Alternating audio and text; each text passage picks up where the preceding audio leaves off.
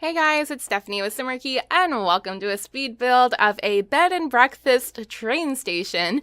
And this is actually a collab with my good friend Dylan, aka Dylan Sims. So I will make sure to link his channel in the description below so you guys can check out him furnishing this property for me.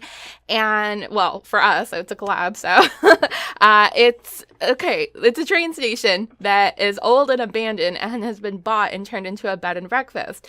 And this is actually take two because I just recorded this entire video and realized that my microphone was set to my laptop instead of my Blue Yeti, and it sounded like I was trapped in a box because it was far away and it's not that great of a microphone. So I decided to just re-record it. It's kind of weird because this is actually business hours, so I'm hoping a customer doesn't walk in right now. But yeah, that would be a bit awkward, right? But I had to re-record it because I am doing a new speed builds or videos every Sunday for the month of December in celebration of Christmas. So if you're new here, I play The Sims all the time. I post videos 3 times a week, and now I will be adding in Sundays for the month of December.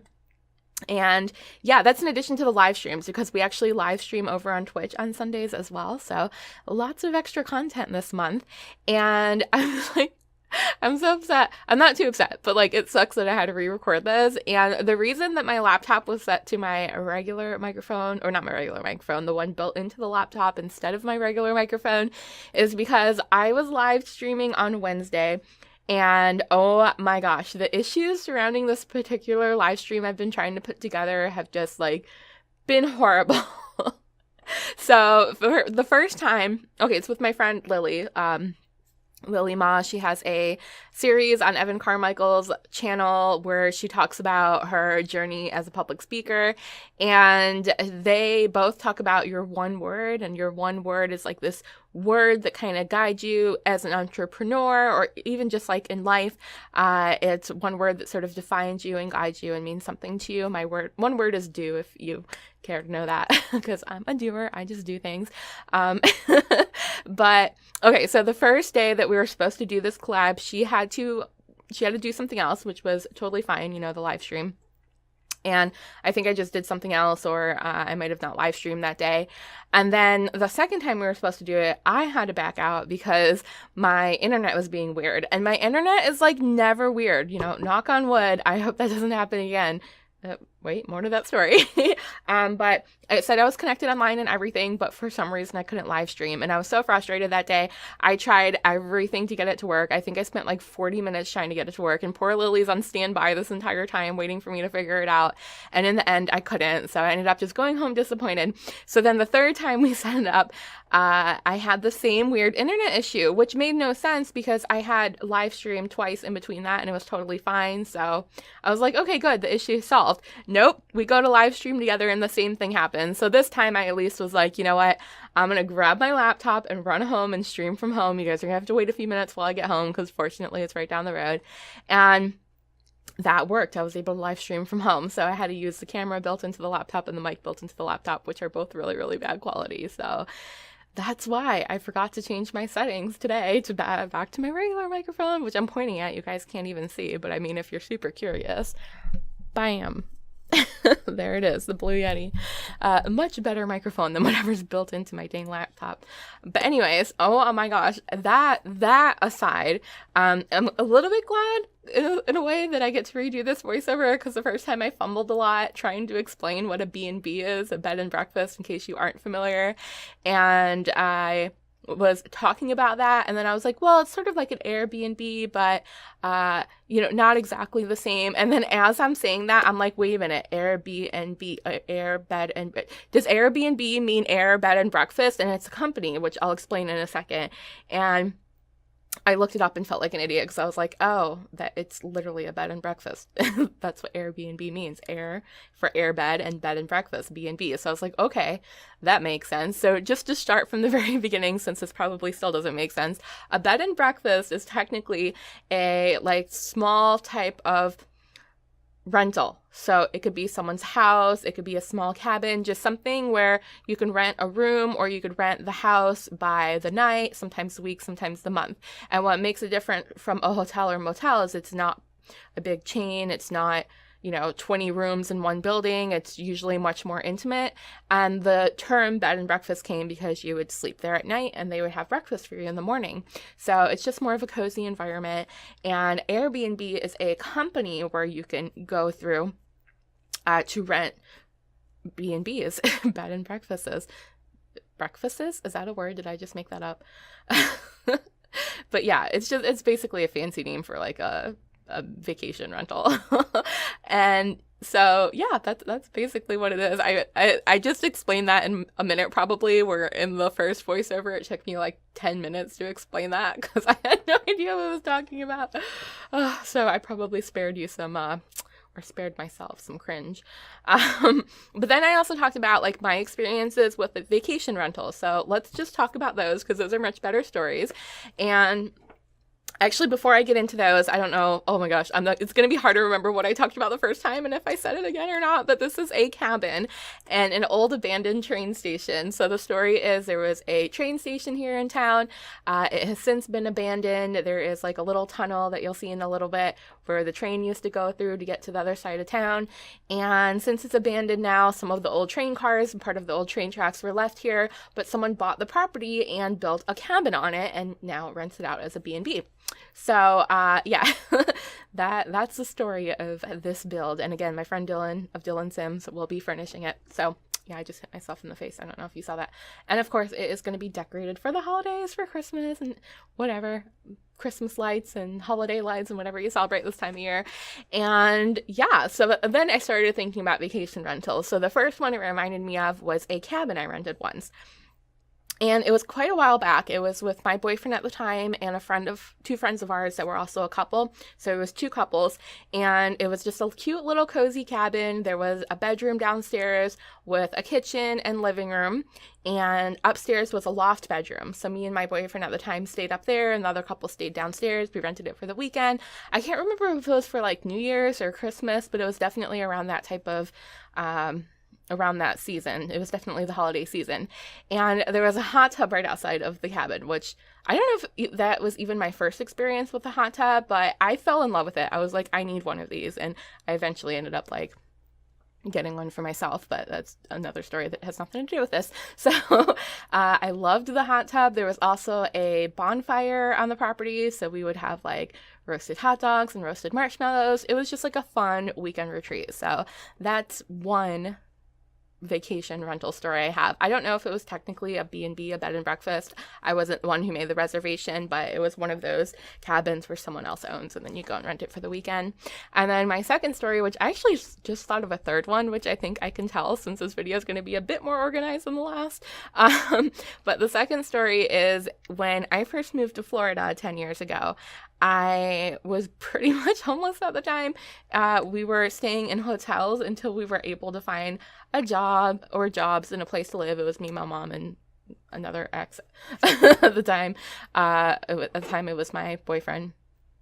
And we were staying, and we had 3 cats with us too, okay? So it was 3 people and 3 cats. So we were staying in hotels till we found somewhere to live.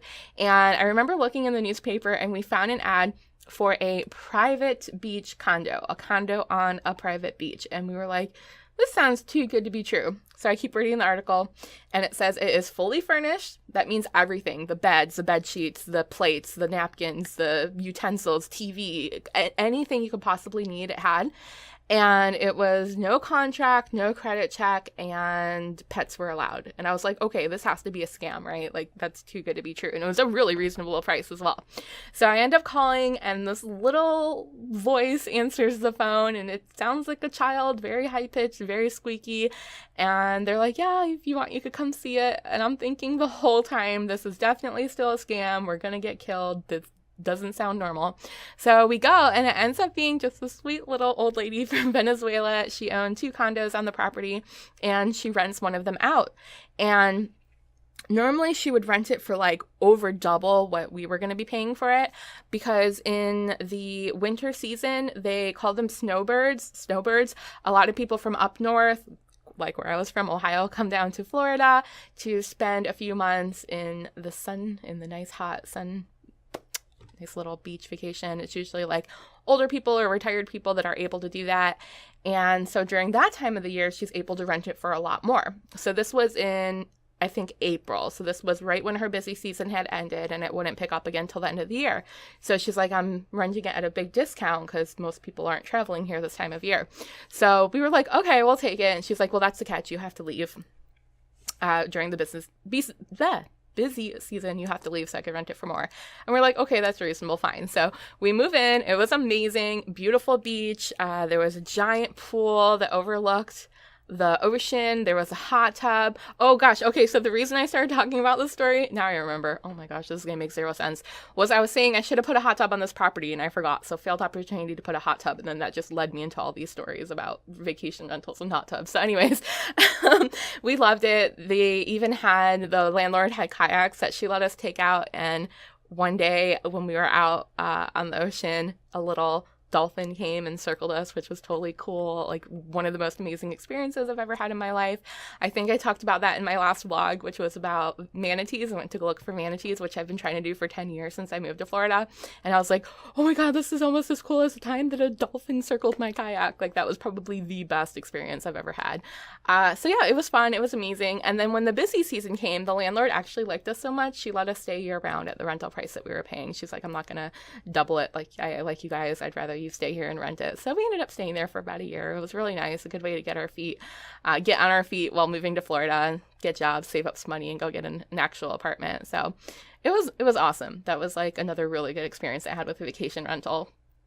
And then, okay, so the third one I just thought of that I didn't talk about in the last video. So good thing it happened. Okay, so my parents, I want to say they got scammed, okay? To this day, they're like, oh no, it's not a scam. But you know how like sometimes you get stuff in the mail that says, you know, you could win a free car, here's a key, come see if it unlocks it. It was one of those type things. And then when you go, it's a bunch of other people and it's actually a seminar and they trick you into like staying there and listening to what they have to say, which is a big giant sales pitch. And then at the end, they'll let people test their key or whatever. And then like, I don't know, nobody wins. I don't know where it's rigged. I don't know how it actually works. But so the lecture, like the seminar that my parents sat through was trying to sell them on timeshares. And a timeshare is basically when you own part of a property, but you don't technically own it. It's like a bunch of people that own it. And then I guess in traditional timeshares, you just own it. But in this particular timeshare, you still had to pay rent if you wanted to go to the cabin that you owned. It made no sense. It was a legit scam.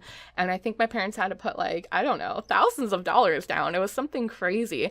So when they come home and tell me about it, first of all, I was like, guys, this is a scam. You've been scammed. Let's get out of your contract. We looked it over. There was no way to get out of the contract. They were basically screwed. So they're like, fine, we're just going to enjoy it and take advantage of it, which we only did one time, right? So we had this timeshare to this cabin and we went one time and we still had to pay, I don't know, $50-$60 per night to rent it, like something outrageous that you would pay anyway. So there was literally no discount or savings at all. It was such a scam. But it was cabins. They were nice. They were nice cabins. They had, I don't remember what was there, tennis court, a pool. I mean, nothing crazy, you know. There was other families. They had bonfires and stuff like that. We met some cool people, but yeah, that's my other vacation rental story. Oh my gosh, what a boring topic. I hope this isn't too boring to listen to. But anyways, I'm laying out the floor plan now for Dylan. I told him he can change whatever he wants, but basically, a traditional bed and breakfast would have a couple of rooms to rent, nice big dining area where you could sit down and have your breakfast. So I made room for a kitchen and a check-in counter and all that. And then out here is actually part of the old abandoned train station. It's sort of just a platform. And I imagine this is where they would load the trains. Like, I don't know, load up your bags. And is this a passenger train or a freight train? I don't even know. I didn't think that far into the story. But anyways, this was the loading dock. Okay, let's just say that. So I turned this into a little outdoor bar and seating area. So we have a bar and seats. Yeah. Some lights. I don't know. I had fun with this. I think it's kind of cute. I like the idea. Oh, and in the last video, I also talked about where I got the idea. It came from a bunch of different places, a bunch of different inspirations, but I think the main one was Spring Sims, which I will make sure to link his channel. He's amazing, an amazing YouTuber and Twitcher, right? I think he's on Twitch too. he did, yeah, he's definitely on Twitch. That's where I saw it. He did a Halloween challenge created by Holly BB during Halloween. And it was one of those like roll a dice and see what type of build you get. And I think he got like a hotel, an abandoned hotel or a haunted hotel or something. And he added a little train station to it. And I thought that was the cutest thing ever. And then the other inspiration came from my friend Elaine. So shout out to Elaine. She created a little train park, I think it was. I don't know. But she used the fencing to lay out like the rails of the tracks. So that's why, or that's how I did that. Thanks, Elaine, for that idea. And by the way, the trains are upsized toys. If you didn't know, you can like make objects bigger and now smaller in The Sims. So I just upsized a couple of those toys. And now I'm putting in all of the holiday decorations, the holiday lights, the Christmas wreaths, the garland, the little snowflake lights. These rainbow lights actually came from the Parenthood pack, and the other Christmas decor came from a free update that we got, I think a couple of years ago, a year or two ago. I'm not sure if there's going to be a new holiday update, but that one came with Christmas tree and presents and some lights. What else did it come with? A fireplace, I don't know, some Christmas themed dining table. Came with some cute stuff. So that definitely is what I used for the decor around here. And then I put in a few fireplaces inside just because it's a cabin, right? I mean, nice and cozy fireplace, of course. Why not? So now we're into the screenshots. There's our little friend from Outdoor Retreat. We've got our holiday decor, our outside seating area. I think like the lights just really, they're so fun. They just make the build. And then there is the abandoned mine, which I got out of Buy Debug to look like the tunnel, like the old tunnel. Here's a shot of the bonfire, the eating area outside, nice and cozy. We have a grill as well. There's horseshoes. There's lots of stuff to do here. It's a fun little property. So again, if you want to see it furnished, definitely go check out Dylan's channel. I will have that link below. Dylan, thank you so much for collabing with me. I had a lot of fun. I just love The Sims. I love building this. Look how fun this is. This is one of my favorite builds ever. So I can't wait to see what he does with it. And thank you guys so much for watching. Don't forget to subscribe so you don't miss my next video. And I will see you next time. I hope you have a wonderful, wonderful day and happy holidays. Bye! Oh, that train is so cute. It's so cute. I did good. I did good. Give myself a pat on the back. Bye! Wait guys, before you go anywhere, don't forget to click over here to watch new videos and click on my face when I disappear to subscribe.